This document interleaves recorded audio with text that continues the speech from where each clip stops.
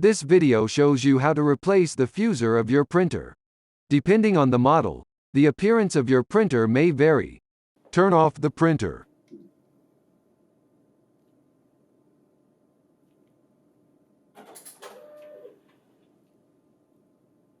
Open the front door, and then turn off the power switch.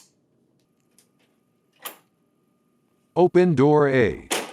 The inside of the printer might be hot. To reduce the risk of injury from a hot component, allow the surface to cool before touching it.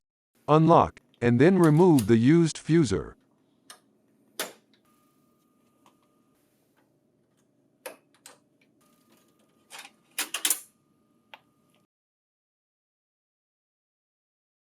Insert the new fuser, and then lock it in place. Close door A. Open the front door, and then turn on the power switch. If the display is blank, then press the power button on the control panel.